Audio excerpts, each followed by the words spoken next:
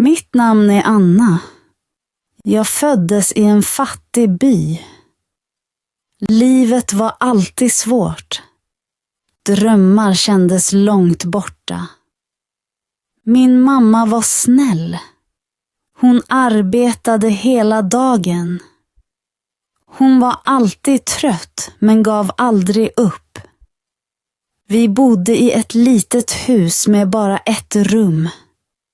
Inget varmt vatten, inget starkt ljus. Jag sov på golvet med en gammal filt. Taket läckte, men jag klagade aldrig. När jag var 14 år började jag arbeta. Jag diskade tallrikar. Jag bar tunga säckar. Jag städade marknaden. Jag tog varje liten jobb jag kunde hitta. Jag tog hem pengar och gav dem till mamma. Jag bad aldrig om något. Hon log, rörde vid mitt hår och sa: Du är min starka flicka, min lilla stjärna. Jag kände mig inte stark. Jag kände mig liten och trött, men jag log för henne. Varje morgon gick jag upp tidigt, tvättade ansiktet, tog på gamla kläder och gick ut. Jag gick på dammiga, trasiga gator. Jag såg barn skratta och leka, men jag gick vidare. Jag såg rika människor i stora bilar. Jag hörde deras musik. Jag såg deras fina skor. Jag hatade dem inte. Jag undrade bara varför livet var så annorlunda. En dag blev min mamma sjuk. Hon hostade. Hennes kropp gjorde ont. Hon kunde inte resa sig. Vi hade inga pengar för en läkare. Jag stannade vid hennes sida. Jag höll hennes hand och grät. Hon sa: Var inte ledsen. Hon log mjukt och sa: Var stark. Fortsätt. Den natten dog hon i mina armar i sömnen. Hennes ansikte såg fridfullt ut. Jag kände mig ensam. Huset var kallt. Världen var tyst. Mitt hjärta var tungt. Jag hade ingen familj, inga vänner, bara hennes foto i min ficka. Jag var stark. Jag lämnade huset. Jag sa farväl och gick in i ett nytt liv. Jag gjorde ett löfte. Jag skulle försöka. Jag skulle vara modig. Jag skulle aldrig ge upp. Senare fann jag arbete. Jag städade ett stort hus utanför staden. Huset var tyst och vackert med blanka golv, höga fönster och en stor trädgård. Ägarna var rika och talade lite. Jag städade rummen. Jag torkade damm. Jag fick allt att glänsa. Det var tungt arbete, men jag tyckte om tystnaden. Jag tyckte om känslan av att göra något rätt. Kvinnan, fru Helen, var vänlig. Hon log mot mig och gav mig te. Hon frågade hur min dag var. Mannen var alltid upptagen. Alltid i telefon. Han talade knappt. Deras son var runt 20 år gammal. Han såg arg ut och sa aldrig god morgon. Men det störde mig inte. Jag hade arbete, ett litet rum, lite pengar och lugn. Jag steg upp 5:00 på morgonen, borstade tänderna, band ihop håret och tog på mina arbetskläder. Jag torkade golv, diskade tallrikar och torkade damm. På rasterna satt jag vid fönstret med mitt häfte. Jag skrev mina tankar. Jag såg ljuset röra sig och kände ro. Jag arbetade tyst till kvällen. Ibland läste jag gamla böcker som jag fann i soporna. De var trasiga, men jag älskade dem. Jag ville lära mig. Jag ville växa. Jag ville vara mer än bara en städerska. Jag ville bli någon. En morgon ändrades allt. Något hemskt hände. Jag öppnade som vanligt grinden. Solen gick upp. Gatan var stilla. Mina ögon var ännu trötta. Då kom plötsligt polisbilar. Höga sirener. Blinkande ljus. Män skrek. De sprang in i huset. De bröt upp dörren. De riktade vapen mot mig. De sa: rör inte. Jag stod still. Jag lyfte händerna. Jag sa ingenting. Jag var för chockad. Efter en stund kom de ut igen. Deras ansikten var bleka. De såg rädda ut. De sa att familjen var död. Alla i huset låg i blod. Jag kände mig sjuk. Mina händer skakade. Mina ben var svaga. Jag kunde knappt andas. Poliserna såg på mig. De skrek frågor. Jag försökte svara, men de lyssnade inte. De tog tag i mig, drog mig in i en bil. Jag hade fortfarande arbetskläderna på. De sa att jag var den enda personen där. Kamerorna fungerade inte. Ingen hade sett något. Jag sa att jag inte var det. Jag bad, grät, men det spelade ingen roll. De tog mina fingeravtryck.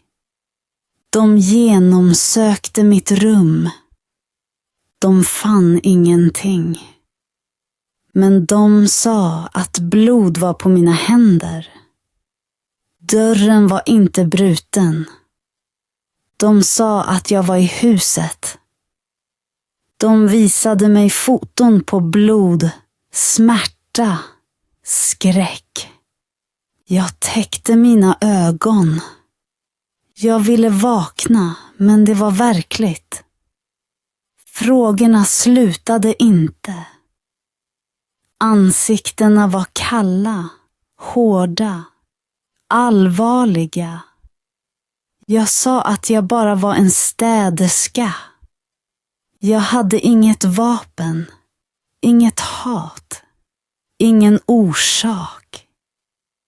Jag sa att jag tyckte om familjen, att fru Helen var snäll. Men de trodde inte på mig. De skrev rapporter. De stängde fallet snabbt. Jag var ensam, utan familj, utan vänner, utan hjälp. De gav mig en advokat. Han brydde sig inte. Han gjorde ingenting. I rätten såg jag mig omkring. Ingen var där för mig. Jag stod upp och sa att jag var oskyldig. Men min röst var svag. Domaren såg uttråkad ut. Juryn såg trött ut. Min advokat försvarade mig inte. Sedan hörde jag ordet skyldig. Jag hörde livstid. Jag föll till marken. Jag var bara 23 år. Ingen grät. Ingen skrek. Ingen brydde sig. Vakterna förde mig bort. Dörrarna stängdes. Ett nytt liv började. Fängelset var kallt, mörkt, högt, men också fullt av tystnad. Dörrar slog. Nycklar klirrade. Vakterna skrek. Lampor fladdrade. Jag hade inga ord. Inget leende. Ingen kraft. Bara smärta. Min cell var liten. En säng. En toalett. En trasig lampa. En tung dörr. Madrassen var tunn. Filten var sträv. Kudden var platt. Inget var mjukt. Jag delade cellen med en kvinna. Hon pratade inte mycket. Hon såg på mig. En dag frågade hon: "Varför är du här?" Jag sa: "Jag gjorde det inte." Hon skrattade. Hon sa: "Vi säger alla så." Sedan vände hon sig om och somnade. Den natten sov jag inte. Jag stirrade i taket. Jag mindes min mammas röst. Hon sa: "Även i mörkret kan du hitta ljus." Jag höll fast vid hennes ord, vid hennes kärlek, vid hennes hopp. Jag ville inte dö inuti. Jag ville inte bli ett spöke. Jag ville leva.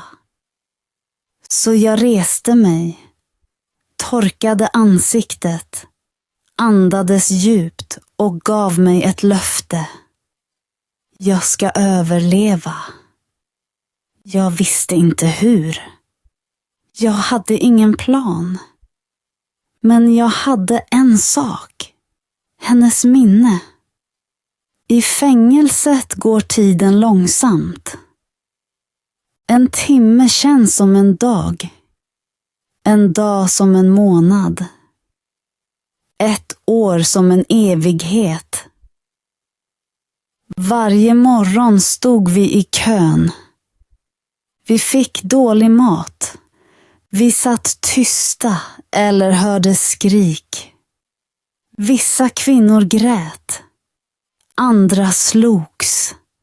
Andra stirrade tomt på väggen. Jag var tyst. Jag var lugn. Jag pratade lite. Jag observerade. Jag lyssnade. Jag lärde mig. En dag fann jag fängelsebiblioteket. Den var liten och dammig med gamla böcker, trasiga stolar och stilla luft. Bibliotekarien var vänlig, en gammal man med mjuka ögon. Han ställde inte många frågor. Han gav mig böcker. Först lätta, sedan svårare. Dag för dag läste jag. Varje ord gav mig kraft. Varje sida gav mig ljus. Jag lärde mig stava, skriva och tala bättre. Sedan började jag skriva brev. Inte till någon, bara till världen, till luften, till mig själv. Jag skrev om mitt liv, om min mamma, om mitt lilla arbete, om natten då allt bröts. Jag skrev om smärtan, drömmarna, lögnerna och stillheten i mitt hjärta. Några nätter grät jag när ingen såg, när murarna kändes för nära. Men jag bröts inte. Jag gav inte upp. Jag började hjälpa andra. Jag hjälpte dem läsa. Jag lärde dem bokstäverna. Jag lyssnade på deras historier. Många var sårade. Många var förlorade. Men de var inte onda. Bara glömda. Åren gick långsamt som tungt regn. Kalla som vinternätter. Men jag fortsatte. Jag slutade räkna dagarna. Jag såg bara varje stund. Varje andetag. Sedan ändrades något en dag. Något litet men fullt av hopp. En hjälpare kom till biblioteket. En ung kvinna med mjuk röst, stort leende och böcker i händerna. Hon satte sig och bad om hjälp. Hon behövde någon som kunde laga gamla böcker. Jag sa att jag kunde hjälpa. Jag var blyg, tyst. Men hon log och sa tack. Hon frågade efter min historia. Jag visste inte vad jag skulle säga. Så att jag gav henne mitt häfte fullt av sidor. Hon läste allt långsamt. Hennes ögon fylldes av tårar. Hon såg på mig och sa: "Det här måste delas." Jag sa: "Ingen bryr sig." Hon sa: "Jag bryr mig." Dessa 2 ord öppnade något i mig. Hon visade mitt häfte för en advokat. En vänlig advokat. Han hjälpte människor i fängelset. Han läste det. Han ställde frågor. Han skrev ner saker. Sedan sa han: "Vi försöker." Jag trodde honom inte direkt. Jag hade hört många tomma löften. Men han kom igen. Och igen. Han bad om akter, rapporter, foton och fingeravtryck. Han läste allt. Han sa att något inte stämde. Historien var fel. Sanningen var gömd. Han och hans team fann något. DNA på trasigt glas, på dörrhandtaget, på en kopp. Det var inte mitt. Det var någon annans.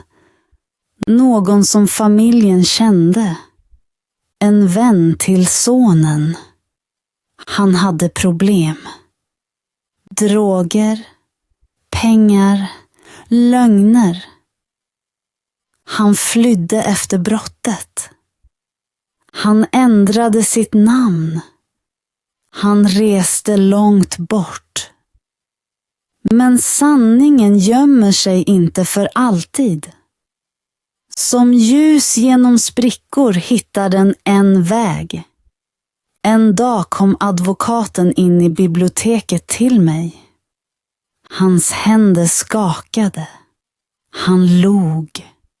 Han sa: "Du ska hem." Jag tappade boken jag höll. Mina händer skakade. Mitt hjärta slog fort. Jag frågade: "Är du säker?" Han nickade, hans ögon fulla av tårar. Han sa: Du är fri. Efter många kalla vintrar och ensamma födelsedagar kom jag äntligen hem. De öppnade cellen.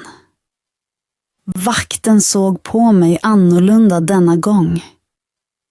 Hans ansikte var mjukare. Jag gick genom korridoren. Några kvinnor klappade, andra grät. Några viskade: Du klarade det. Andra sa: Glöm oss inte. Jag nickade, mitt hjärta var fullt. Jag satte för första gången på flera år foten utanför. Solen rörde mitt ansikte. Jag hade ingen väska, ingen kappa, ingen korg. Bara mitt häfte och ett djupt andetag. Ingen väntade på mig. Ingen mamma, ingen vän, inget hus, bara himlen. Men jag kände mig inte förlorad. Jag kände mig levande. Jag kände något jag hade glömt. Friheten. Jag sa till mig själv: Det är inte slutet. Det är början. Jag stod framför fängelset. Solen sken. Luften doftade gott. Ingen var där. Ingen familj. Ingen ropade mitt namn. Jag hade ingen telefon. Inga pengar. Bara ett häfte i handen. Jag såg upp mot himlen och log lite och började gå. Staden kändes ny. Människor gick fort. Bilar körde förbi. Jag hörde musik i fjärran. Barn skrattade. Fåglar flög över mig. Jag satte mig på en bänk. Jag såg människorna leva. Jag kände mig konstig. Glad och ledsen. Full och tom. Mina ben värkte. Min mage kurrade. Men mitt hjärta slog ännu. Jag bad en man om vatten. Han sa inget och gick. Sedan såg jag en liten butik med bröd i fönstret. Jag gick in. En kvinna stod bakom disken. Hon såg vänlig ut. Jag sa: Snälla, jag är hungrig. Jag har inga pengar. Hon såg på mig en stund och gav mig ett litet bröd. Hon hällde te i en kopp med en liten mus på och sa: Sätt dig, ät, vila. Jag tackade henne. Jag var nära att gråta. Jag hade inte känt vänlighet på så länge. Teet var varmt, brödet var mjukt och jag kände hopp igen. Jag sa till henne: Jag kommer tillbaka och betalar dig en dag. Hon log och sa: Du har redan betalat med vänlighet.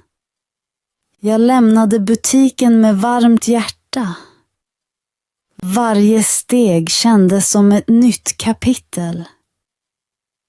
Den natten hade jag ingen plats att sova. Så jag gick tills jag fann en liten kyrka. Dörren var öppen. Inne var det stilla. Ingen var där. Bara jag. Jag satte mig längst bak.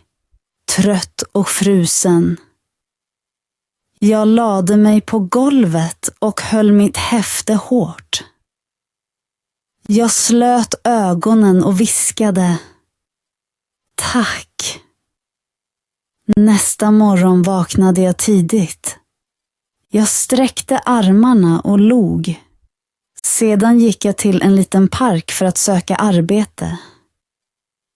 Jag frågade människor: behöver ni hjälp? De flesta sa nej. Några såg inte ens på mig. En man sa att jag skulle gå. Sedan sa en gammal man med en kvast: kom hit! Han städade parken varje dag långsamt och noga. Han räckte mig en kvast. Han visade mig hur man sopar. Han log och sa: vi arbetar. Vi arbetade tyst. Ibland nynnade han sånger. Ibland berättade han små skämt. I slutet av dagen gav han mig en smörgås och några mynt. Han sa: du arbetar hårt. Kom tillbaka imorgon. Och jag kom tillbaka. Varje dag i veckor städade och arbetade vi och lärde oss. Han sa till mig: du har starka händer. Ett gott hjärta. Ge inte upp. Jag berättade min historia. Fängelset. Natten. Då allt ändrades. Han dömde mig inte. Han sa: jag känner också smärta. Alla bär på något. En dag såg han mitt häfte. Han frågade: vad är där inne? Jag svarade: min historia, mina tankar, mitt liv. Att skriva hjälper mig andas. Han nickade. Människor måste höra det. Människor behöver hopp. Han hade en vän, en lärare i ett litet centrum. Han tog mig dit och sa: denna flicka har något att säga. Läraren log mot mig. Hon sa: kom nästa vecka. Jag gick hem och förberedde mig. Jag skrev mina ord om och om igen. När dagen kom stod jag framför 12 människor. Jag var nervös. Mina händer var kalla. Mitt hjärta slog fort. Men jag talade. Jag berättade om min mamma. Mitt liv. Smärtan. Fängelset. Jag talade om böcker. Om hopp. Om ljus i mörkret. De lyssnade. Några hade tårar i ögonen. Andra höll handen för munnen. När jag var klar klappade en kvinna. Sedan en annan. Sedan alla. De tog mig i famnen. De sa: din historia är stark. Sluta inte. Den kvällen gick jag hem med ljus i hjärtat. Något nytt hade börjat. Läraren berättade för andra och snart ville fler höra min historia. Jag talade i bibliotek, i skolor, i små salar med fällstolar. Överallt såg jag nya ansikten, öppna hjärtan. Några grät, andra klappade, andra tog mig i famnen som en syster. En kväll efter ett tal kom en kvinna till mig med ett häfte. Hon sa: Jag är författare. Jag vill hjälpa dig berätta din historia.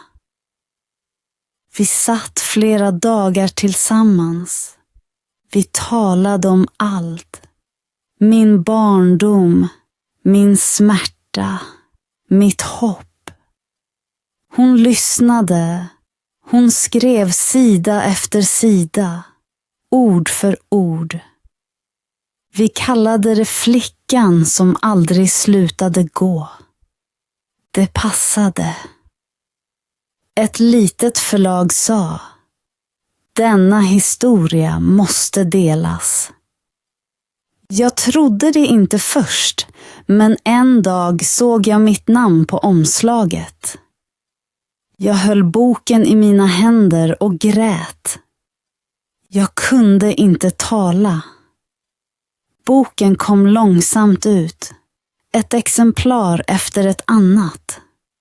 Människor läste den. Människor delade den. Främlingar skrev brev och meddelanden. En kvinna sa: min dotter är i fängelse. Din historia gav mig hopp igen. En annan skrev: jag ville ge upp, men dina ord hjälpte mig fortsätta. Historien blev större än allt jag tänkt. Man bjöd in mig att tala på evenemang, på scener framför människor. Jag stod där inte som en stjärna utan som någon som överlevt. Jag sa till dem: smärtan är verklig, men hoppet också. Ni är inte ensamma. Några trodde mig inte. De sa: det är för sorgligt, för mycket tur. Men de flesta trodde det. De grät. De tackade mig. De tog mina händer och sa: fortsätt. Världen lyssnade inte bara på mig. Den lyssnade på alla som man glömmer. Och jag gjorde ett löfte. Jag ska fortsätta tala för dem som inte kan. Dagarna gick, veckorna blev till månader. Allt fler människor hörde min historia. Jag började resa till avlägsna städer, till platser jag aldrig sett. Det var inte lätt. Jag var ensam i nya rum, på nya gator. Men jag kände mig stark. Jag kände mig levande. Varje person jag mötte, varje ord jag delade var som att bygga något nytt. Jag mötte andra som mig, människor som lidit men fortfarande stod. En man som hette Daniel hade upplevt värre än jag, men han log varje dag. Han sa: det förflutna bestämmer inte vem vi är. Det är vårt sätt att gå vidare. Dessa ord stannade i mitt hjärta. Jag delade dem med andra så ofta jag kunde. Min bok växte vidare. Människor läste den, delade den, gav den vidare. Jag började få meddelanden från fjärran, från människor i andra länder, på andra språk. De sa: jag känner mig sedd. Jag känner mig hörd. Jag känner mig mindre ensam. Det var som en dröm. Men jag visste att det inte var det. Det var verkligt. Det var nu mitt liv. Vissa dagar var tunga. Vissa dagar var jag trött. Jag frågade mig: är det här verkligen min historia? Mitt liv. Men varje gång någon tackade mig visste jag svaret. Ja, det är verkligt. Det är min uppgift. Därför fortsatte jag.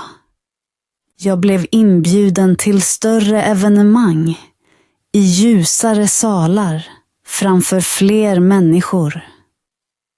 En gång talade jag på ett universitet inför hundratals studenter. Morgondagens ledare.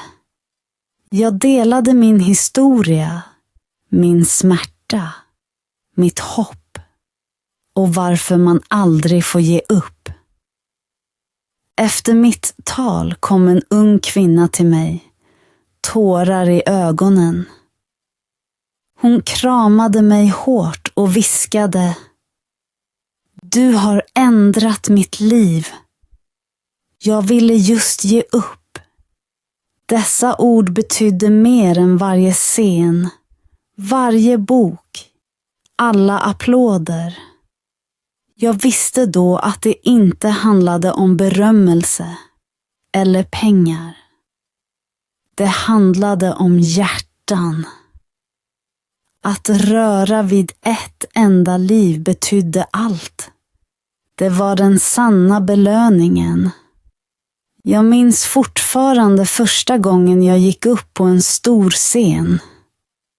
Mina händer skakade. Mitt hjärta slog hårt i bröstet. Jag kunde knappt tala. Men jag tänkte på min väg, på min smärta. Och jag började prata. Jag talade om att vara stark. Om mörka nätter och nya morgnar. Om hoppet som aldrig lämnade mig, även när allt annat gjorde det. Efter det talet ändrades något. Människor började kalla mig en hjälte, men jag kände mig inte så. Jag var bara en flicka som aldrig slutade gå vidare. En flicka som inte lät världen stjäla hennes hopp. Jag ville inte vara känd. Jag ville bara dela vad jag lärt. Fler inbjudningar kom, och med dem fler frågor.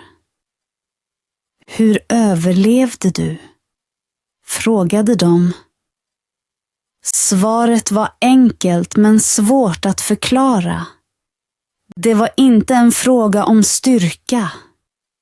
Det var en fråga om att hålla ut. Att hålla ut i tron att saker kan bli bättre.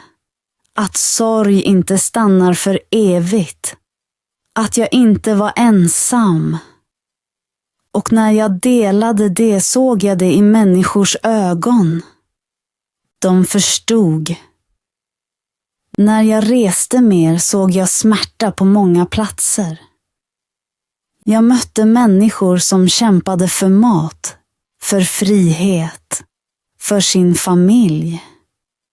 Jag såg barn utan hem, människor som bodde på gatan, mödrar som väntade på sin son i fängelset. Jag förstod att min historia inte var den enda som räknades. Det fanns så många historier som världen måste höra. Så att jag gav ett nytt löfte. Jag ville hjälpa andra, inte bara tala. Jag startade en liten grupp, en plats för människor som mig. Förlorade, sårade eller glömda. Vi gav stöd. Vi delade våra historier och vi gav hopp. I början var det litet men det började växa. Människor började tro igen. Jag besökte fängelser, talade med familjer. Jag hörde deras smärta och delade min. Jag sa till dem: ni är inte ensamma. Ni räknas.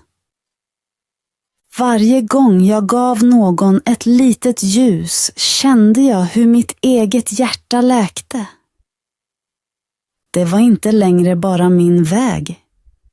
Det var vår. Tillsammans. Jag mötte unga flickor och pojkar som hade upplevt så mycket. Några hade förlorat allt.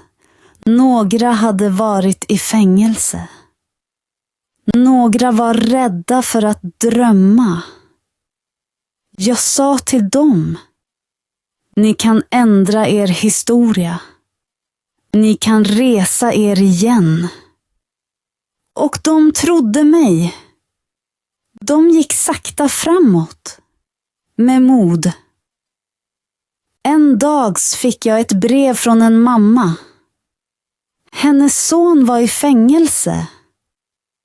Hon skrev: du har gett mig hopp igen. Han skriver igen. Han drömmer igen. Det brevet fick mig att gråta, för det handlade inte längre bara om mig. Det handlade om oss alla. Jag skrev vidare. Jag talade vidare. Jag hjälpte vidare. Jag visste inte vart det skulle föra mig. Men jag visste att jag måste fortsätta. Varje gång någon fann hopp i mina ord var allt värdefullt. Jag var inte längre bara flickan som man låste in. Jag hade blivit mer. Åren gick. Jag mötte fler människor. Jag hörde fler historier. Jag delade mer hopp. Varje dag lärde jag mig något nytt om styrka, om livet, om helande. Jag överlevde inte bara längre. Jag ledde andra. Och i varje leende, i varje tår av glädje såg jag anledningen till varför jag fortfarande var här. Genom smärta fann jag en mening. Genom lidande fann jag fred. Jag hade gått genom mörker, men nu levde jag i ljuset. Tack för att du är med i Svenska historier. Glöm inte att gilla, prenumerera och fortsätt lära med berättelser.